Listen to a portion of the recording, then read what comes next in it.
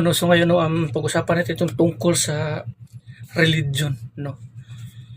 Dito sa atin kasi, no, sa Pilipinas ang tayo mag-uusap.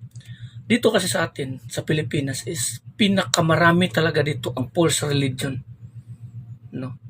False religion. Ang isa dyan, itong Diyos-Diyosan, no, ng mga rebulto, kahoy. Ang mga tao kasi, hindi kasi nila binabasa ang nakasulat sa Biblia o ang kautusan ng Diyos. Kaya nagiging bulag sila. Kung ano yung sinasabi ng kanilang mga leader, mga pare, o sakristan, o sino pa man, obispo, o sino pa man yan, pinapaniwalaan na nila at sinusunod yun. Kahit na ang kasulatan mismo nagsasabi na ang kanilang ginagawa ay pagsamba mismo sa mga demonyo. Dito sa kasulatan, ang sinabi ni Apostol Pablo, no, ang inalay ng mga taong hindi, kumbaga, non-believer, ang inalay ng mga non-believer na mga tao doon sa mga Diyos-Diyosan ay inalay nila sa mga demonyo at hindi sa Diyos. At walang tao na kakain sa hapag ng Diyos kasabay sa pagkain sa hapag ng demonyo, o pag-inom ng kupa sa Diyos o ng Diyos at pag-inom din ng kupa sa mga demonyo. Hindi magagawa ng tao yan. Ang tao kasi ngayon, imbes nire-rectify mo yung mali nila upang sila rin mamumuhay sa kalooban ng Diyos, anong sabihin nila? Huwag mo kaming husgahan, mga sulpot kayo, mga ganito, ganyan.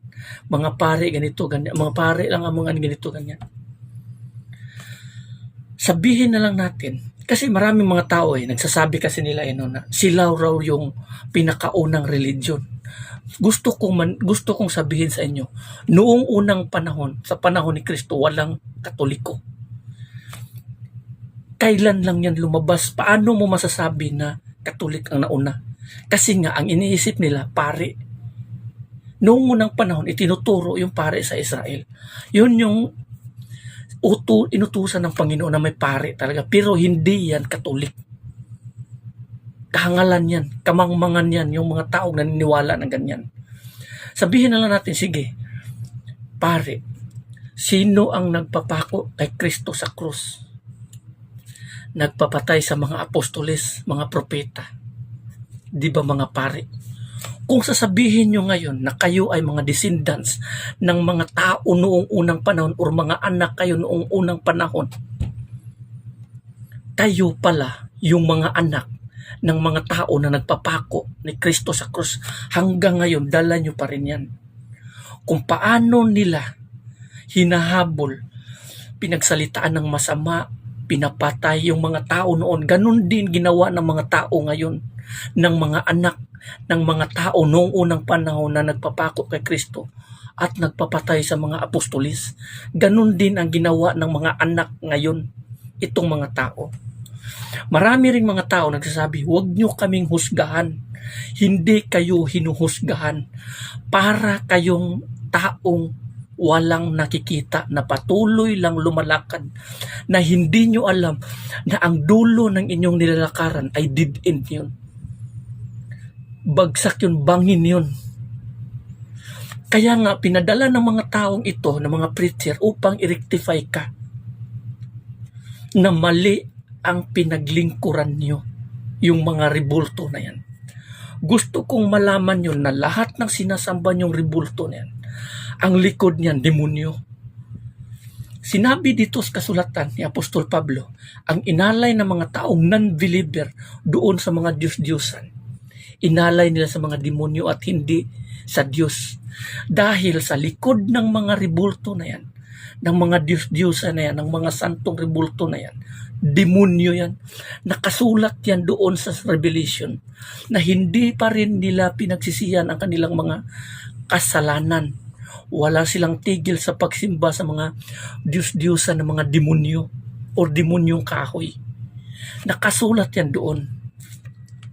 Ang ginawa ni Satanas, minsan upang linlangin ang mga tao, ganito.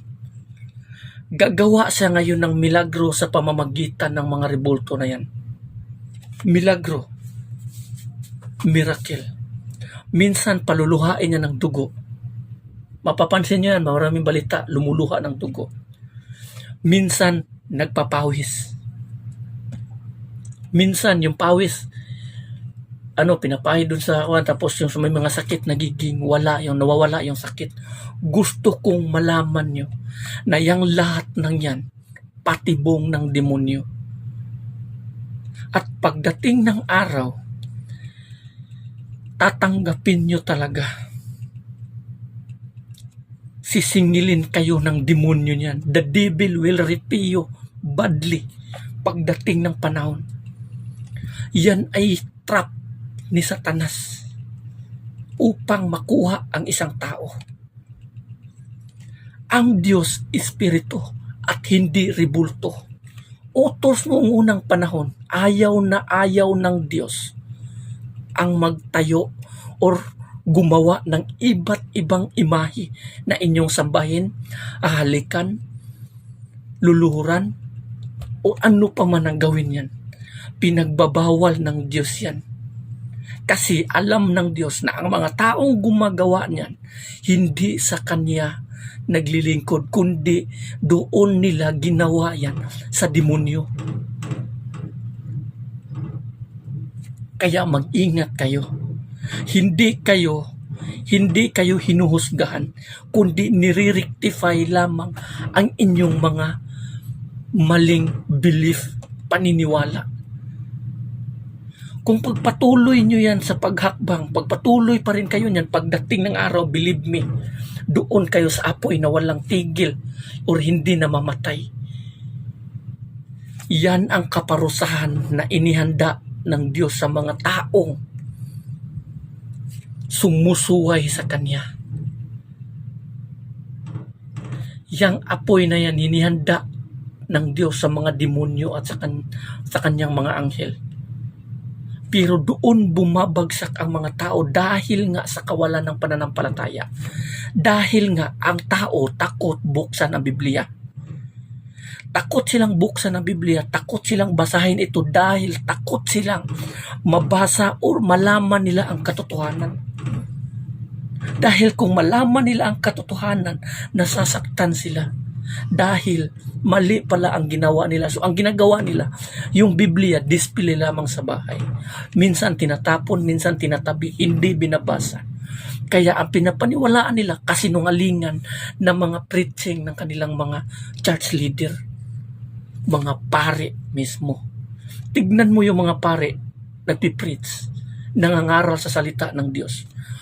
Walang kaalam. Hindi sinasabi ang katotohanan kasi nga wala silang kaalam. Hindi ang kasulatan mismo yung minsan yung pinagsasabi nila walang mga kabuluhan, walang kakwenta-kwenta kasi nga hindi nila alam. Kumbaga hindi sila nakatanggap sa kaalam ng Diyos dahil sila mismo ayaw nilang ipabatid o ipaalam sa mga tao ang katotohanan patungkol sa nakasulat sa Biblia dahil takot sila na ang mga tao mawawala sa kanila. Kaya patuloy silang nagngangaral sa mga salita na hindi naman angkop sa nakasulat or mga conflict naman sa nakasulat sa Biblia. Kaya yung mga tao or sila nagpipila patungo sa bangin ng apoy. Yan ang mangyayari sa mga tao. Hindi nyo binabasa itong Biblia at sinusunod, kundi pinapaniwalaan nyo yung mga taong nagsasabi. Hindi nyo alam na kayo ay binibitag nila.